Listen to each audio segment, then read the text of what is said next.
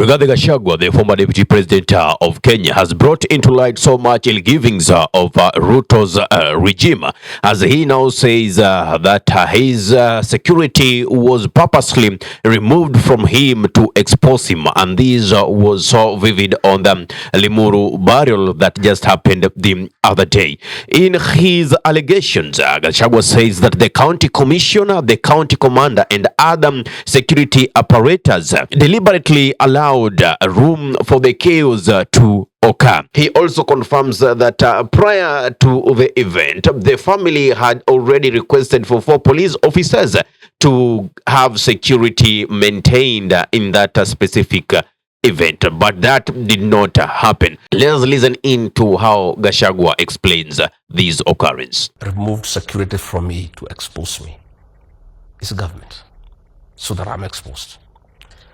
On arrival in Limuru, I had like 8-10 young people as bouncers, private bodyguards without, none of them was armed. And we settled down, and in the VIP tent, on my side was Senator for Kiambu, Karungo Thangwa, and on my right was the immediate former MP for Limuru, Peter Mwathi. Suspiciously, the member of parliament for the area never sat with us. He sat across in another tent, and he was busy on the phone throughout because we were just sitting directly opposite him. And everything went on very well until the speeches. When the Honorable Peter Mwathi was speaking, a few characters started shouting at him and created a commotion. And then some heavily built guys who are hooded and others with masks came to the VIP tent and brought down the tent where we were, removed the metal bars that hold the tent. Others had stones, others had sticks, and all charged towards me very viciously, menacingly.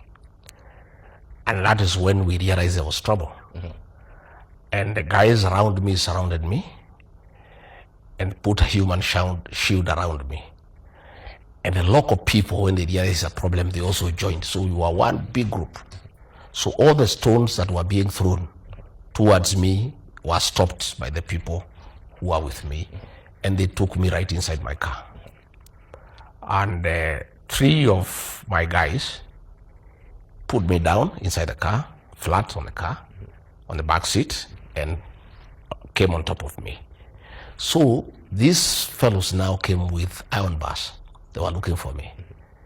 And they hit one of the fellows on the head. In fact, he's still in the hospital. And others were throwing stones inside the car. And they were shouting in the Kikuyu language that Gonga Kichwa, Ua, and they were very vicious. In the whole of that funeral of a young man called Erastus, a friend of mine, there were over 2,000 people. Not a single police officer in uniform.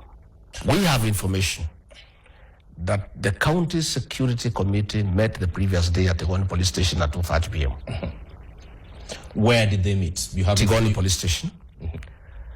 And that is where the communication of a request for the police to allow a safe corridor for the criminals to come and attack the deputy president. Who was in this meeting? Because you're saying the county security team. A county security team. County security has a county commissioner. County security has team. A county police commander. Is the county the county commissioner, county police commander, county criminal investigation commander, and the intelligence officer. So you're saying these officers of government were present at the only police station on the previous day, and that is where the request to allow the criminal safe passage was made, and that is when, in fact, this family has confirmed they had requested for 4 police officers in uniform. Gachagua also touched on the NHIF and the Shifa, whereby he says the money that was to be used in the transitioning of NHIF to SHIF was 104 billion Kenyan shillings, different from what would have been used to just upgrade NHIF to a better system. And he says there is no way he would be used to be launching programs that will be to the detrimental to the growth of the citizens. Yet it is the same thing that they were saying when they get into power. It will be a bottom-up economy whereby they'll be considering that person who is low and bringing upward. Instead, that has not happened. The government has been doing the opposite. And Gachagua vividly said that he was elected together with President Ruto, and whatever the government was doing good, he will be in support of it. And anything that was to be detrimental to the growth of the nation, he would openly discredit it, which brought a rift between him and the president. And he says maybe for Kindiki, it is easier for him to launch programs and push programs that are not that are retrogressive. That is it, because he's just been appointed by the president. Therefore, he would gladly just launch everything and anything that he's been told to go and launch. Let us listen in to how Rigathi Gachagua argues his point. Cost us between 700 to 800 million to upgrade the system that was running the NHIF to make it compliant. Yet we are moving to a new program that is costing 104 billion shillings. And in my view, my very honest view, that's the crux of the matter. That is a rush. That is a focus, the 104 billion. And when you listen, Karanja, me, I'm a people's person. And probably many people thought that I'm a rebel within government. I was not a rebel. I was a deputy president of a popularly elected government that is answerable to the people. And in my view, we in government are the employees of the people. And the people are your employers. And their opinion counts. And you cannot dismiss what they think and what they feel. And that is why even members of parliament were accusing me of intimidating them when I told them to listen to the ground during the Finance Bill 2024. It's because myself, I do listen to the ground, and I take time to listen to what people are saying. If you listen now to patients, they are going through hell.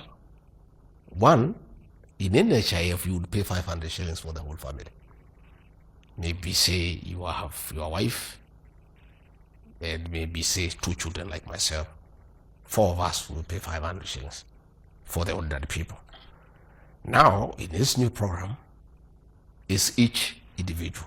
Raila Odinga, who most people might be thinking is the father of democracy, now seems to be so happy with the occurrences that are happening towards the former deputy president Rigathi Gachagua. I thought Raila would be one person who would come openly and condemn what happened in Limuru. Otherwise, he seems to be clapping back, forgetting that it is the same state that was actually on his neck during the demonstrations after the elections. Muliona juzi mtu mwingine anabweka kule. Anabweka teo, timeweka mitego. Nimeweka mitego kila mahali. Hawezi kupenya. Hawezi kuingia mahali yote. Simuliona hiyo jamaa? Simuliona? Mitego haina gani? Tendawili. Tendawili.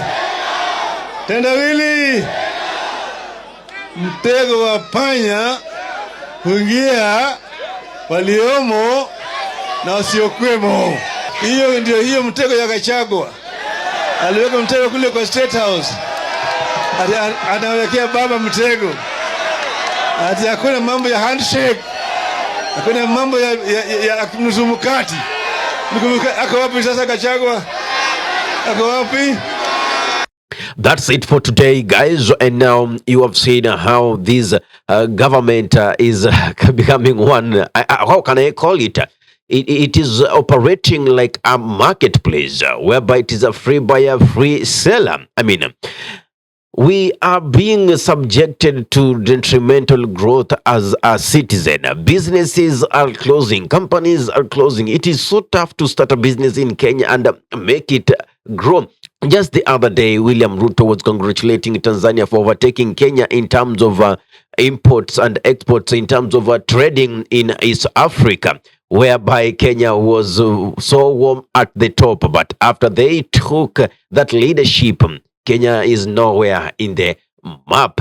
What is going wrong? Investors are running away. It is so difficult to start business in Kenya. Nonetheless, I just let you be the judge. Will you wait for 2027 for elections, or are you going to work out to make sure that Ruto goes? Remember when he said kufa dereva kufa makanga? The makanga is gone, and now the makanga should be helping us to take away the driver. Ahmed Khalif is my name for the Unscripted Talks here in DURB Radio. If you love content of this nature and you are watching from our YouTube, kindly subscribe and press notification button, so anytime that we are live or we upload content of this nature, you'll be the very first person to be notified. If you're watching from our Facebook page, kindly follow us for regular updates.